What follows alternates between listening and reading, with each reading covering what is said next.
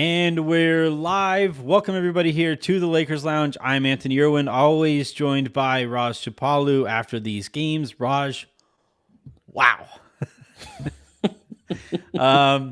So essentially, uh, the Lakers have followed a trend this year where if they have an opportunity, if they see an opportunity to take a game kind of lightly, they'll take that They'll take opportunity. And the Warriors in these playoffs, when they have felt like their backs were up against the wall or are up against the wall, they respond in kind. And we we saw both those trends happen in the same game here. The Lakers get absolutely mollywopped, yes, 127 to 100. It was a good first quarter, real bad second quarter, and that was it. It was over. It was just over. yeah. I mean, they kind of ran us out of the building. The 3-point shooting, I thought, really killed our spirit. In like we already we're like you could tell we were already on the fence between Mm-hmm. do we want to go full board and just take this and try to take this one, or do we want to just kick our legs back and get ready for Game 3 in LA? And the Warriors made that decision for us. They're like, we're just gonna rain threes all over your head. Clay hitting, Steph going into facilitator mode, really cooked our pick and roll coverage. I think that is something we should focus on. But other than that, yeah, look very the intensity you could tell if you just compare from game 1 to game 2, the intensity level on our side just was not there. Even though we had the lead after the first quarter, a lot of jump shooting was masking a lot of bad Yeah. process there. Mm-hmm. But yeah, the Warriors came out and took it, and you weren't going to take two games. Like taking 2 games on them was going to take a pretty Herculean effort, and we just didn't. We didn't give that. Yeah. We got like, well, did you ever see the Hercules Disney So, movie? so I saw the cartoon one when I was a Yeah. kid. Like I did watch that one. Yes, I didn't Remember live at the under a beginning? rock too many times, but yeah, that time. Remember early in that movie where like the kids didn't want to play with Hercules because he kept on ruining everything. So hmm the Lakers technically gave a Herculean effort. It was just like the wrong Hercules. It was the Hercules who like knocked over an entire town square going for a frisbee. Yeah, it was just you mentioned that the process offensively and the results kind of masking bad process in some spots. Um, Defensively, I really didn't understand the Lakers making an adjustment before they had to. Where they were doing some different things and they in game one essentially AD did what he's done all year basically, and he sagged off shooters and gave them kind of the pull up 3-pointer and didn't want to allow anybody into the paint. In this one, he came up a little higher and the ball got behind him on a couple occasions and the Warriors got downhill and JaMychal Green, who was in the game to shoot those 3-pointers, Yeah. was wide open on some of those occasions. We'll talk about AD individually. I want to talk about LeBron also individually. But just from a general perspective here, and this is, I will grant that this is a homer take. This is this is a copium take. But I Mm. really think that the Lakers, they're approaching this and every series with, we only need to play with enough energy 4 times. We have to, in those games that we put forth that energy, you have to win. You're not leaving yourself very much margin for error here. And I really think in this one, like you're saying, they kind of felt it out at the beginning. They hit some jumpers and they were close. At the end of one, they were actually ahead, right? But then, they, as soon as the Warriors kind of threw a single punch, the Lakers were like, nah, that sucked. I don't want to be Ye- here anymore. And I think they really kind of closed up. LeBron and AD didn't play in the fourth quarter, but they really kind of closed up shop. And even while those guys were on the court, neither of them were playing very hard. Neither of them. I don't think they broke a sweat. I don't. AD shot 11 one times. free throw, hmm and LeBron didn't shoot any free throws. That's indicative of, yeah, we don't have it tonight. Yeah, and one offensive rebound for AD. Would have had one more. Got a terrible foul called on him that looked like a pretty phantom call. LeBron 0 offensive rebounds. Where they start Jermichael Green on the other end. So I think Hmm. that kind of showed you where their effort level was. Not that they were dogging it to any extent, but you could tell they just weren't fully engaged. LeBron minus 27 in this one. AD minus 22. Just got ran off the floor. When they were out there. So yeah, but that's a dangerous game to play though, right, Anthony? And it's Oh yeah. super frustrating to watch as a fan to know and I agree with you. I think you're right. They're like, we have 7 games to do this. We don't have to close this out in 5 or something like that. Not that they were going to anyway, but you could tell there's some managing going on. And this felt very reminiscent of some of the Grizzlies games, right? In that series where he'd have a 31-17 game and some other night the offense just was not there. I thought his defensive effort, though, in the Grizzlies series was a little bit more sustained. Tonight, I thought the spread out, pick and roll, and the misses at the rim, I thought just got to him. He picked up his 3rd foul, a 2nd foul pretty early, and I thought he was really tentative on that end, and then picked up his 3rd, I believe, before the halftime on a really terrible play. And from there, I thought that was kind of game. I mean, you went into the half down 10. Warriors come out. AD has 3 fouls. Can't be as aggressive at the basket. They got some layups. And yeah, we went into this thinking we can just go home and take it. And you better now. And you don't have much time to really rest, honestly. You get 1 day off tomorrow before being right back into it. I don't know who that really, where the advantage is on that. But yeah, it didn't feel like they broke a sweat. Like you said, it was a very easygoing type of effort. We'll see if we can make a run. If not, once Clay hit that transition 3, I think it put them up 18, and that was Yeah. kind of game to me. Yeah. They called timeout right after that, and I thought you may as well not play those guys from there. They did, Yeah. because it was only midway through the third, but and look, while those guys were on the court, I don't think they were trying particularly hard anyway. Like we've been talking about the AD thing here though. Here's where like LeBron, I think, recognized I played like shit. It's time to move on. And Mm-hmm. I can trust that LeBron, so long as he's okay physically, which there are very much questions about that. But so long as he's okay physically, maybe not 100%, but close, like 80% and up, I trust that LeBron recognizes that was a bad showing from him. AD, though, there was a play in the third quarter, and I did the playback with you guys on All Access Lakers in the first half, and then I went to my channel there for the second half, and to this channel in the second half. And there was a play, I forget who shot it, but AD was like in the middle of the paint, like just a step in maybe from the free throw line. Mm-hmm. And between him and the basket stood Draymond Green. And Draymond was already in position, looking at AD with his forearm up to where, like, if AD took a step in, he was going to hit him with that forearm right in the chest. And AD, like, I swear to God, I'm going to try to find this, at some point tonight. But AD took a step towards the basket, saw Draymond there, saw the elbow coming, and backed off, and just kind of like gave up the position. And I said over the course of the game too, like, look for how often AD is actually in offensive rebounding position. Yeah. He was. You can blame the fouls, and we can. He did pick up an offensive rebounding foul, and maybe that played a role in it. He wasn't hitting his jumpers, and sometimes that leaks into your confidence elsewhere in the game. But to the extent that I, a blogger here, a podcaster here, sitting in quite comfortably in my office, can call a game that a professional athlete plays soft, I'm willing to go that far.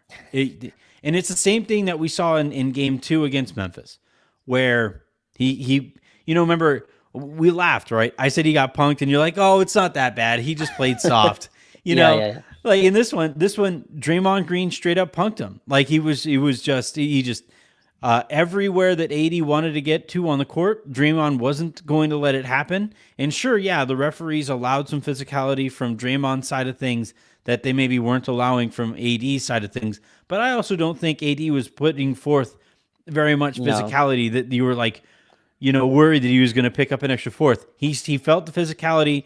He, felt it kind of getting away from him, and he showed zero fight whatsoever to try to get back into the game. So I remember you had Sam and Andy of the light years on here after game one, and they said the Warriors played too polite, right? They were too Yeah, polite to Anthony Davis. I thought Anthony Davis was way too polite tonight to yeah. Draymond Green. Like there, you can give Draymond Green his respect. He's a big time, one of the best defensive players ever. You're Anthony freaking Davis. You're 6'11" with every skill in the book. Like there's no reason when you get into the post with him, you have to like think 3 times, and he bobbled it a few times as well. And Draymond's gonna do a good job getting into you and stuff like that. But I think there's ways where, yeah, we have to make it a little easier on him. Maybe the pocket passes have to be a little cleaner sometimes, but man, you just have to catch those sometimes. Like you're not going to get a perfect lane all the Well, part time. of And I why he thought, wasn't catching him is because the ball is coming to him and he's already backing off. Like yeah, the pass is going to a certain spot on the court and he's not willing to step in there and take that spot that he needs to catch the ball at there. yeah, he was shying away from some contact. And Anthony Davis might be the most like where you can see when he's engaged or not. Like that gap between his Yeah. engagement and disengagement might be the largest in the league. LeBron does a really good job of hiding it. Maybe defensively not as well as he used to, but like he like Yeah. even in games like he'll like in those bad Laker years sometimes where he'd be like have 25 8-8 and you're like you had a terrible game. But like the game finished with like 25 8-8. AD has the biggest gap between that, and sometimes he'll even get up to like 17 points, get some more free throws here and there. But tonight was just he looked disengaged, and I don't know if that's a mental. I don't think that's him like consciously doing that. I just think like it ebbs and flows between when the team needs it or not. And they pan to him on the bench doing the like head nod about 80 times, like that, like what I mean, like he was like Yeah. nodding his head. He's aware of that. Did that same thing game 5 against Memphis, came back and absolutely destroyed them in game 6. So I expect a good game 3 performance from him. And maybe that's all we need is 4 out of 7. I think that would be extremely frustrating because I think his ceiling is to the place where he should be able to dominate a JaMychal Green and Draymond Green front court like that. That should not take you out of being an offensive rhythm. Like that should be a place where he doubles down on his aggression. And instead, he was kicking to Vanderbilt in the paint when he's already got a foot in the paint. It was a Yeah. lot of passiveness there. Well, the other frustrating thing about like you can't hear it through the game, but you know the sounds of the game, right? Like anybody who has played basketball at any like relatively high level understands that there are things like said on a court, that like you could pick up and you kind of pick up as a basketball player, and like when the Warriors see AD kicking the ball out to Vanderbilt, they're already cheering. Like I can guarantee, like the ball goes out to Vanderbilt, and I can guarantee you, they're all saying, "Fuck yeah, we all did our jobs. That's it. Yeah. We're good. Like we did what we wanted to do." Vanderbilt, take that all day, all day. They're probably yelling all day. Take that. You're open. Take it. And then from the bench, he's with us. He's with us. Self check. All that stuff. And those are the things that you're going to hear. Because that's what Vanderbilt is. Like I really like what he brings defensively. And I thought that the Lakers' game plan defensively took him out of the game to a certain extent. Like he was fired up at the idea that the Lakers like gave him the challenge. He was like, "Hey, if Steph's gonna have it tonight, it's gonna be because he overcame you specifically." And I thought tonight, like they were bringing help to him that he didn't Too need early. in game 1. And it was just like I think he kind of messed with him a little bit. Just like I also think he kind of messed with Reeves when the Warriors was just like, "Good luck, bud," and they kept on leaving him open. Like I think there were some aspects of the game that really got into the role players' heads. But yeah, I really want to stress. It's one thing to see a 38-year-old somewhat hobbled LeBron taking a night where he like, you know what, guys, I just don't have it tonight. Right. But Anthony Davis is in his prime, man. Like this is why when he was in New Orleans, and moving forward after the LeBron James era, this is why there are questions about whether this guy can be the face of a franchise and have that franchise have any real expectations, because you just never know in his prime when Anthony Davis is going to show up for a playoff game. A playoff game that if the Lakers win, by the way, the Lakers own the series. The series is over, And again, I didn't anticipate that the Lakers were going to win this one. May or may not have earned some donuts for Avery tonight. But I will say though that like what I do expect out of like great players is to at least try to be fucking great, right? Like make a show. And you can't have in one game in Memphis, it was Xavier Tillman. And it's a little different when Draymond Green is eating your lunch than Xavier Tillman. But like, Sure. you can't, the thing that annoyed me, and this was like with people all over the internet and people who like I have, spoke to around the league today too. And the number of people who were just like, it's going to be a bad AD game. The number of people who going in were like, We knew it. Yeah. he played really well, played really physically, dominated game one, played extended minutes, sure, but he's in his prime. And the number of people who going into tonight were like, yeah, he's probably not going to have it. The confidence that I had, earning those donuts for Avery tonight, was just Same. it pissed me off as I was placing them. I was like, I know how this is going to go, and I know what AD specifically isn't going to bring to the table. And that right there, like, I'm sorry, it's like what made pre-Lakers Powell, kind of a questionable face of the franchise. It's what makes AD post LeBron a questionable face of the franchise. And by the way, the Lakers are very cognizant of too. Is like when LeBron is gone, they aren't particularly comfortable with AD being the face of the franchise moving forward. That's why they keep lining up their contracts together. Because when LeBron is gone, I don't think they want to be in the Anthony Davis business moving forward. And I think this game specifically and other games like it are why. Yeah, I mean that's a lot. I was Yeah. like, man, but no, Yeah. Have fun, Raj. I'm gonna go ahead.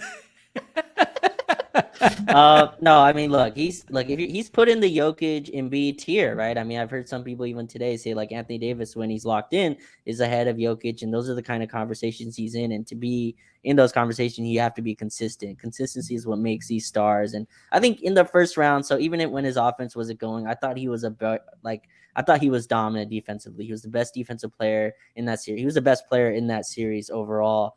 Tonight he just didn't have it. I guess my issue more, Anthony, is the only 11 shots, right? I'd rather him be 5 for 18, right? Like I'd rather him like be aggressive and take, get those jump hooks. I thought he lost confidence in that. And like, I don't know if this is him specifically or if this is a team thing as well. Like it felt like just culturally they were okay with like a 1-1 split. Like that's what it felt like to me. Just the attitude, our adjustments. You talked about it. We were like hedging ball screens on Steph when that made no sense. We didn't do that one time in game one. Game two, they go Steph on the ball. We start hedging him, and like Draymond's getting downhill. He's got 9 assists, I think, tonight for him. Yeah. He's attacking the basket, and we just never readjusted. Like you talked about, we got punched in the face, and we just put our hand. I don't know if in boxing how this works, but like we just put our hands down and like said like keep punching, and the Warriors were more than inclined to keep doing that. That's not usually how it goes in boxing.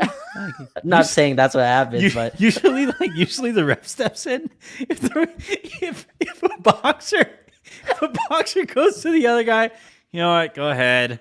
I think that becomes assault at a certain point. Yeah, that's true. Yeah. Well, I've seen like the Muhammad Ali where he's like standing on the ropes and he just like. Well, he's trying to not get hit. No, like what you're talking about. What you're talking about is just like, go ahead. I'm not even gonna move. I don't want to be here anymore. Hey, my girlfriend left me.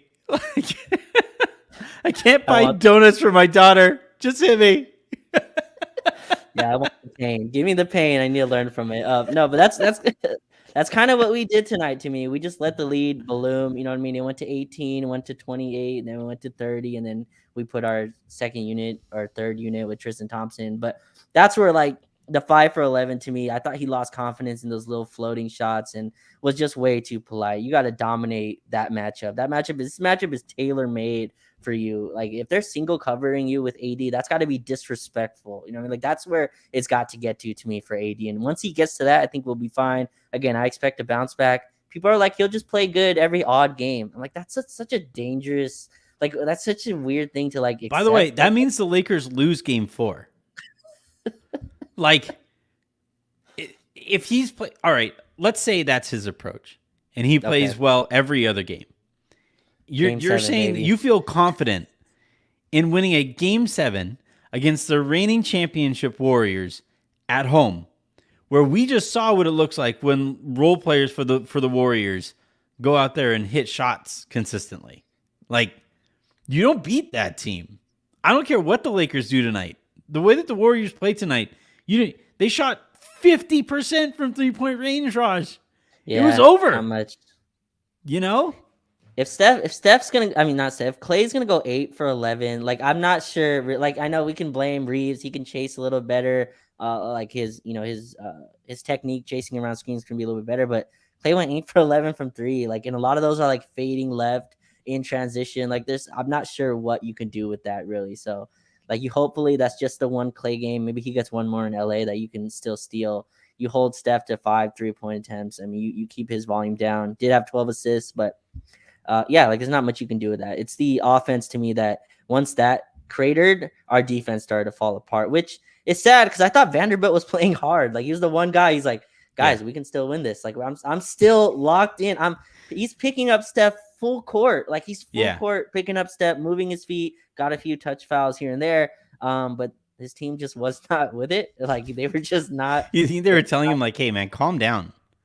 Like when he almost got hurt, do you think LeBron went to him as he was picking him up? He's like, "Hey, man, stop. We're not trying tonight. Oh, We're going back home." Yeah, I want to talk. I want to talk about the because Mvita 916, the coaching staff was trash tonight. No adjustments. Are we in trouble, guys? I actually think they made too many adjustments. I think they made an adjustment before the game that they didn't have to with hedging against Steph on screens and allowing Draymond Green to get downhill. I think they saw JaMychal Green in the game, and JaMychal Green going into the game provided the impact, and the Lakers provided the impact that the Warriors were hoping to get from having JaMychal Green into the game. So yeah, I think I just think you have to we saw game one. You just have to trust Vanderbilt. You have to trust your guys to stay better attached, to contest from behind, utilize that length to get back into the play after Curry turns a corner on a screen. So we always talk about the idea of putting guys in jail, right? Austin Reeves is really good at it. D'Angelo Russell is also really good at it. And part of what makes D'Angelo Russell so good at it in particular is that he's generally being guarded by smaller guys.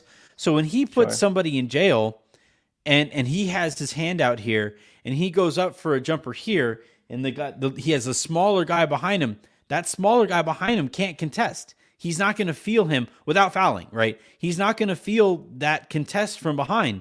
But when Steph puts Jared Vanderbilt in jail, Vanderbilt's long enough and athletic enough to actually have Steph feel that contest without fouling from behind. Not to mention AD waiting for Steph there in the paint to really make him worried about taking that jumper, right? Or that float or whatever. And I just think the Lakers tonight defended as if they didn't have that length and athleticism and size advantage that they actually do have against the Warriors. So that was really weird. And the fact that the Lakers never really went back to the kind of things that were successful. Again, it really felt like they played and borderline coached this one to we're not giving any extra away. No more extra film for the Warriors they are not going to get into a rhythm against the ways that we feel like we should or can guard them. It really felt like almost organizationally, the Lakers just kind of walked into this one and said, "Hey, we came here, we did what we were trying to do." And by the way, they're still on schedule according to, based on the script that they needed to follow coming into the series. So there's still that to take into account, but also you let Klay Thompson get going. He was 8 of 11 from 3-point range tonight. Looked absolutely incredible out there. What was his name? Dante DiVincenzo. He only goes one of where is he? 2 of 8 from 3-point range. Mm-hmm. A few of those attempts though came late in the game when it was in the game was basically over. But you did because of the Lakers' approach here, they did, I think, unintentionally give the Warriors, more rhythm, more confidence than you wanted to give them, even if you understood you were probably going to lose game 2. Yeah, I thought we overreacted some of the threes and the Jermichael Green threes, right? I think he missed his first two, but then he hit like his next two as well. I thought we overreacted a little bit to that. Again, that's what the Warriors want you to do. They want you to sell out on Steph on like once he comes off the screens or on the ball and he's able to hit Draymond on the short roll, and that's really where they get their wheel going, especially when they're playing small. So he drives again. He got 9 assists. He got to the rim. There was one play where he just dunked it, right? Like I think we trapped Steph at half court for just no good reason. It was like 4 seconds left in the half. We trapped Steph at half court, got it to Draymond Green, and LeBron watched as Draymond came and just dunked it. So yeah, I was expecting a little bit more, maybe switching on those. Like you had to know, Anthony, that I mean, we called it as well. They were going to go to more Steph on the ball. They scrapped all the motion stuff. Like that's not working. Yeah. They went Steph completely. He's getting the inbound, bringing it up, pick and roll, and he did a great job not forcing a thing. Like he initiated. He got 12 assists on the night. A ton of them were when the game was being decided. But I thought they would switch a little bit more on that. LeBron being able to help below, but they didn't. They just were like, we're gonna hedge. We're gonna play this coverage, and it felt like a game where the whole team kind of was like, don't get hurt. Like that's kind of like that's what it Yeah. felt like. And Hmm. LeBron even spoke to this after Game 5 in Memphis. He's like, yeah, like this was the one we didn't really have a chance in. I'm like, man, this is a playoff game. Like Yeah. it's like these are do or die games for everyone else. And he's like, yeah, that game we knew we didn't really have a chance, so we just came out. We tried to get a win, but Memphis took it, and we knew we would be all right on our home floor. That's insane, but that's kind of when you have as much experience as they do. They can kind of do that, I guess. But it's a dangerous game to play. This is a Warriors team that can easily win on the road to me. So That you got that's a perfect segue, I think, to talking about LeBron's game. Again, he shoots 0 free throws. That has to be, I didn't look it up, but it has to be the first playoff game he has ever played in where they didn't get hurt yeah. in and didn't shoot any free throws. I can't imagine if it has happened. I don't think it's very often. Mm-hmm. And like this has been the case from day one with LeBron, where he sets the tone and everybody very closely follows the tone. And 2 straight games now, he has started both games shooting jumpers early in the clock, jumpers that he personally would say like you have to be more disciplined to not take those jumpers. And I know he's trying to get himself into a rhythm because I don't think he trusts himself physically to be able to turn the corner and get to the basket. But in game one, when he started taking those jumpers, Darvin Ham called timeout. The Lakers refocused on getting back to the rim, and they moved forward that way. In this one, Darvin Ham, I don't think he necessarily needed a call timeout. They didn't get down 210 in the way that they did in game Mm-hmm. one. But the Lakers, like he and the Lakers, kept shooting jumpers, and the Lakers very closely followed the tone that he set by way of his kind of general approach to this game. And you mentioned his, comments after game 2 against Memphis. And I don't think he's going to go that far here against Golden State because he respects them a lot more than that shorthanded Memphis team.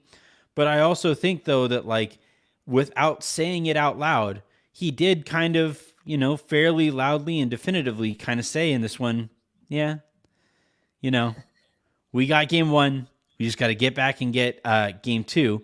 And maybe he's right, and that's a part of it. It's like it might be copium on my side, and it might actually be the Lakers' approach. It's like we have the energy. We know the energy it takes to beat the Warriors, and we can only offer up that energy 4 times in the next 6 or 7 games.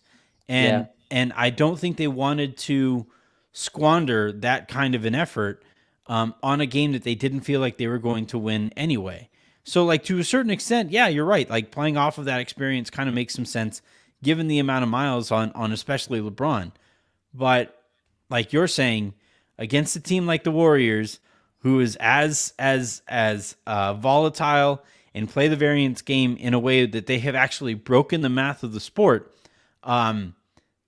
you make that calculation and you approach one too many games in that way, or you lose one of the games that you actually do offer up that amount of energy to win the game, and series is over. That's it. Your season's over. Yeah, and so with LeBron, he was 10 for 18 in 28 minutes and somehow was a minus 27. That's basically like giving up a layup line on the other end. Like that's almost impossible to do. For you to be scoring at such an efficiency and still be giving up where your team is losing by minus 27. But for me, this feels like a lose the battle, win the war type of thing with him.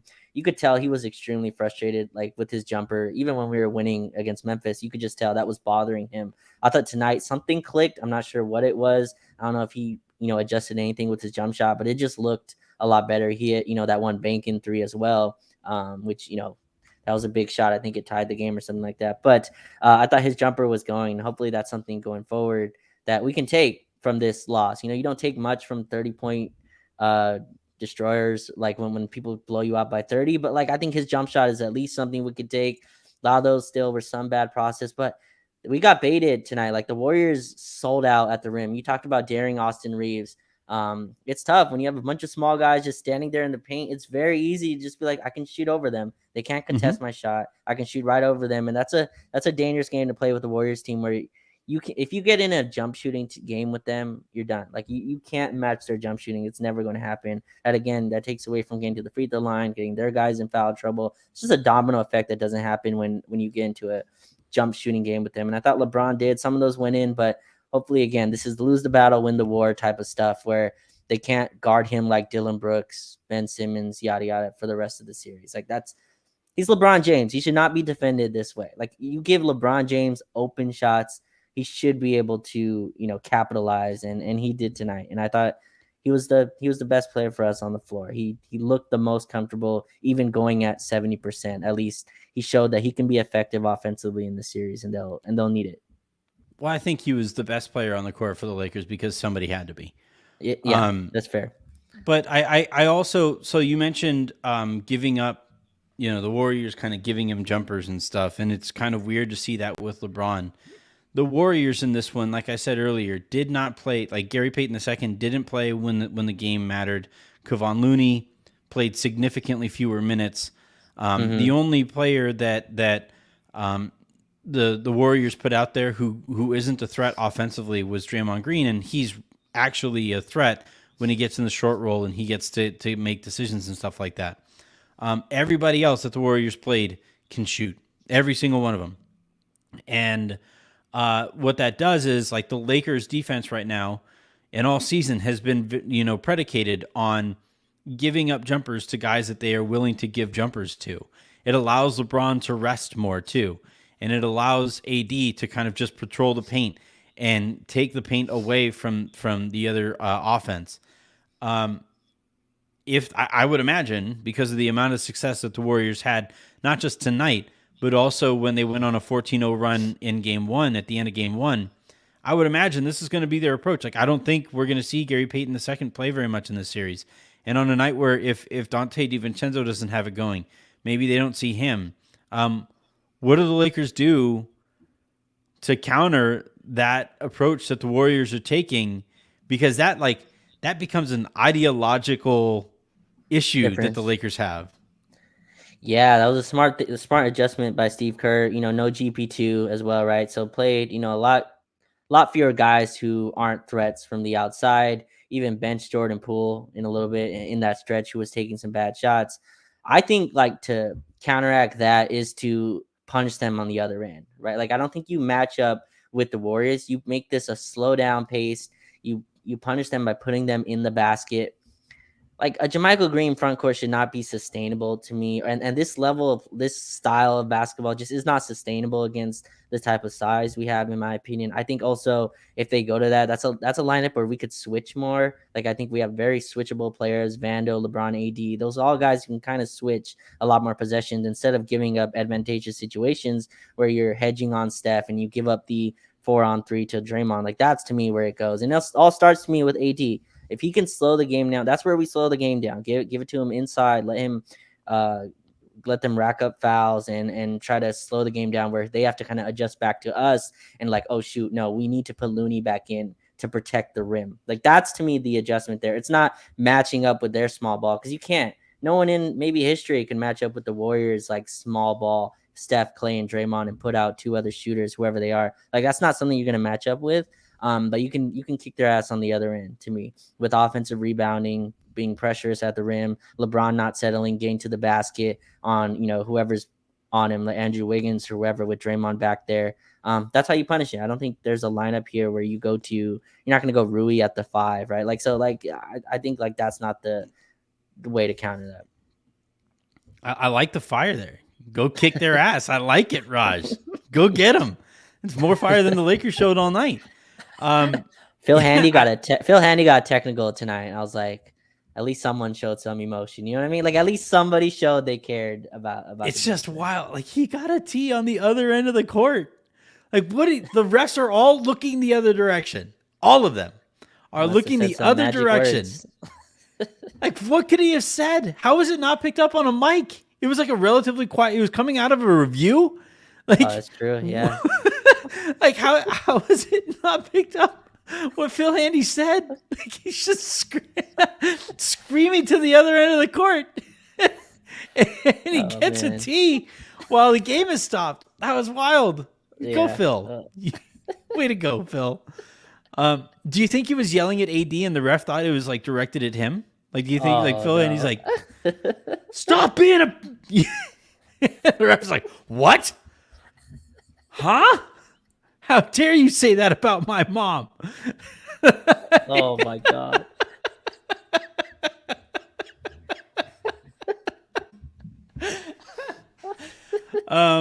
Yeah, I think I agree with you 100% though. Like, if the Warriors are just going to play shooters, like you have to play those shooters off of the floor, and you have to make it so that they need to bring Looney back, right?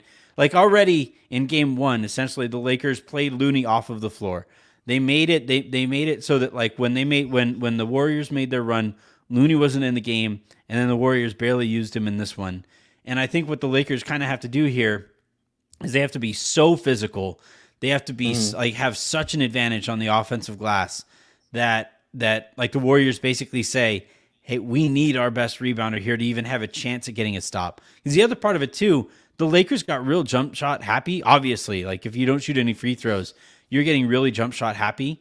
And we saw that to a certain extent in game 1. And it made me nervous. I mentioned that on the pod with Sam and Andy, that like, yeah, the Lakers played well, and there were a lot of numbers that would indicate that that should have been a game that the Warriors should have won. But the Lakers also shot really well in the mid range with 2-point shots, and that's the kind of thing that like doesn't necessarily carry over, especially on the road from game to game. And I thought tonight, like D'Lo still had it going, Reeves didn't have it going. Schroeder's jumper is broken, man. Like he had a 3-pointer when the Warriors made their like quick 8-0 run to turn an 8-point deficit into a tie game just like that. Schroeder had a 3 on the right wing that like we all knew, we were watching it all together. We knew he was going to take that 3. And I yelled, no, like, no, damn it. Because it was a dumb shot, and it's not the kind of thing that's going to stem the tide.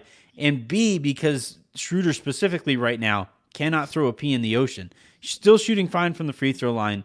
But like, as we saw with him in the playoffs a couple of years ago, the decent shooting that he has over the course of the regular season just doesn't translate to the playoffs. And we're seeing it again here. And I think, all of the Lakers' misses on jumpers allows the Warriors to get out in transition, and it just becomes this compounding effect. And I think what the Lakers need to do is, even if you're gonna take jumpers, make them floaters. If you're gonna like what you have to do, like the number one priority on offense has to be getting to the rim in some way, shape, or form. Whether that's backing people down, whether that's getting guys in motion so that the smaller, quicker guards are rotating over or whatever.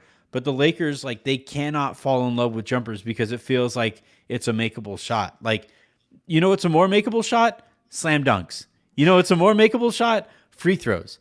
And you know what those shots do? It takes the Warriors out of transition, because if the Warriors get into transition, and the Lakers defense this year in transition hasn't been great either, it's over. That snowball starts moving and that avalanche starts coming, and you wind up drowning. We talked about this with D'Lo in the last round. I think Memphis started ball pressuring with Luke Kennard, and it kind of took him out of his offensive game. And we both said here, and I said you have to meet force with force, right? And I think Anthony Davis against Draymond Green, you're gonna have to meet force with force, right? You're not gonna beat Draymond Green with like soft hooks, like Yeah. that's plays right into what he wants. And I'm not comparing the two because it's not fair, but like so that's why Sabonis got taken out of that series. Yeah. Sabonis tried to meet force with skill, and it got, to use the P word, punked. Like he got punked in that round. The So P word? uh, You can say punked. it seems strong, it seems mean. I don't just it's a little rough, like punked is a strong term to me. But yeah, like he got punked in that series. So to beat Draymond. Ooh.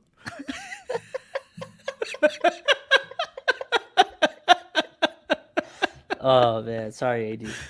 But yeah, so Sabonis got taken out of that series, and I think that's something that AD has to kind of work with, because tonight there was no it was no Looney on him. It was all Draymond Green, and the kind of reputation is that Draymond's done a good job on him. Even if you look at the numbers, AD's put up extremely great numbers against the Warriors, but like the reputation wise is like, hey, Draymond does a good job on him, and that's just kind of what they mean by that, is like the one-on-one stuff. So yeah, I think that's where we got to adjust. I also think we try to force the pocket pass a little too much. Like there's some possessions where I'm like, D'Lo and Austin, you have 2 feet in the paint. No one's contesting your shot. Go up. Let AD get it off the glass rather than trying to force a pocket pass, which is exactly what Draymond is waiting for there, because his main objective is to take away AD on the roll. So some of those, like, just put it up there, let Vando and AD come and crash rather than Yeah. you try to force it and it's like a turnover. And we had a bunch of turnovers on that, but yeah, I'm hopeful he'll do that in game 3. But tonight was tough.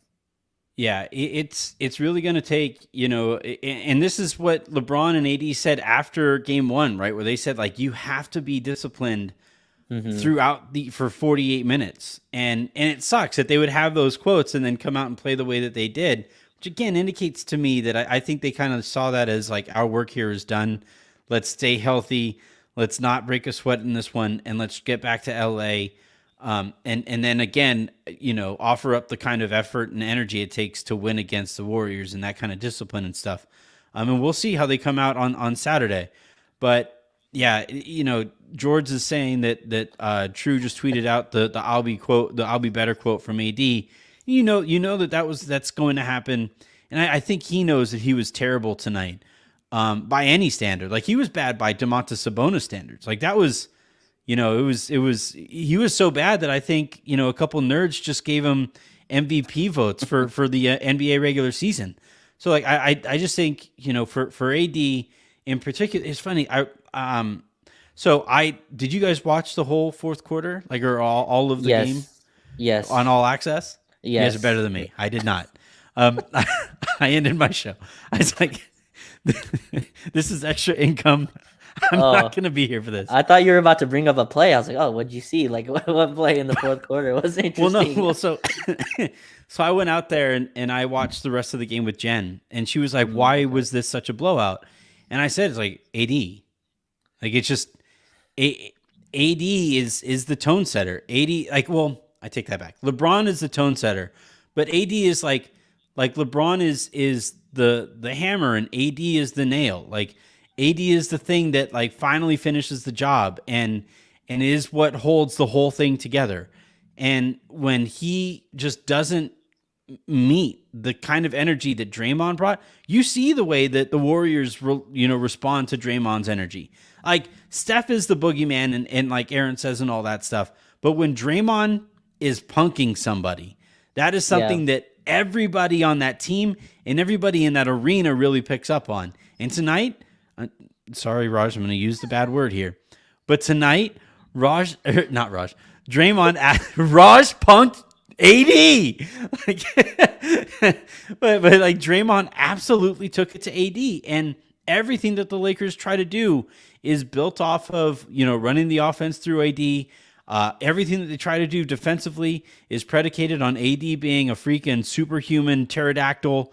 Like, when the Lakers get their asses beat like this, a lot of times because AD just didn't have it, and he has to say after the game that he has to be better, and I imagine he will be. I Sure. I'll have to see what the line opens up at before I put some more donuts on the line Oh, for Saturday's game. But yeah, I'm sorry to keep kind of ringing this bell and banging this drum, but AD, like, you cannot get, even on a night where the Lakers don't feel like they're going to have it, you cannot get absolutely owned by Draymond. Is owned okay? Is that okay for you, Owns Ryan? good. Yeah, that's Okay, fine. That's okay. fine. Yeah. So this is where I think the game was lost, though, is that so the Lakers had a set. And by the way, we should touch on Rui as well, who left Earth in the first half. But so the Lakers were up 7 end of the first quarter. AD came out 2.5 minutes. We played Wayne Gabriel. He was a -8 in 2.5 minutes. We put Hmm. 80 right back in the game, right? And I'm sure he's like, "Are you serious? I just played 44 minutes, just played the whole first quarter. I got 2.5 minute rest, and I could just tell. You could see his body language. I have to go rewatch when I go rewatch, and I'll see. But like, I'm pretty sure when I was watching live, you just see Yeah, his body language there, like the recoveries on the screen. You know it, right? When you see it, like we're you just on watch offense. A lot of walking, like a lot of Memphis, walking into screens and a lot of walking to spots yeah, and and like catching the so. ball like 5 feet higher than he needs to. Yeah. And go watch games. I'm not asking for this every night, but go watch Game 6 Memphis and then go watch tonight, right? Like the difference in that is canyon size in terms of like his effort, his ability, like how he was roaming, his moving his feet, like all that stuff. That when he's right, it's a generational. You called him the best defender ever, maybe like Yeah. when he's right. And tonight he just was not that. Like again, Jim Michael Green getting offensive rebounds, those little tip ins. Andrew Wiggins got a bunch. Draymond didn't pick up a foul, and again, you can blame the refs, like people can blame the refs on that. I'm sure that played a part, but Draymond not picking up a foul until garbage time. I think he got a BS foul on Dennis Schroeder or something like that when Dennis grabbed his leg. Did you see that? Dennis grabbing his leg Yeah. for I thought it was to grip, like to like turn the corner. I think that's Yeah. what he's doing. But Kind yeah, of. no. Well, do you know who Go Go Gadget is? Like Go Inspector Gadget. Yeah, the guy with like the arms that like do a bunch Da-na-na-na-na, of stuff. Inspector Gadget. Yeah, yeah, Da-na-na-na-na-da-da. yeah. And I he think would I've heard like of it. when he would like drive, he would stick his arm out the window and he would grab Okay. like a pole and he would Mm, make that 90-degree turn. Or I guess a more recent example is I hope you get this one, but like the Black Panther in the movie yes. where in the first one where he like sticks his like hand in the ground and he turns that way. So yeah, Dennis was trying to anchor himself on Draymond's leg, and Draymond didn't like it. Has he been doing that? And this is the first because I haven't seen that this season. I wonder if like he's been doing that, and the Warriors are the first one Usually, to you be use like, the hip. Usually, like if you're gonna do that, you use the hip and you try to get super skinny around the opposite hip there, and you try to do it that way. And the nice thing, if the referee is standing on the opposite side of you, if you mm-hmm, put your hand on the hip there, um, and you pull it a little bit, it actually looks like the screen setter is sticking their hip into you, so you can actually like use it to anchor yourself, and it looks like they're committing an illegal screen. But yeah, yeah, doing it on the knee that's a new one. I've never seen that before. Well, because when it yeah, happened, I was like, AD got a call or Draymond got a call. Why is he pissed?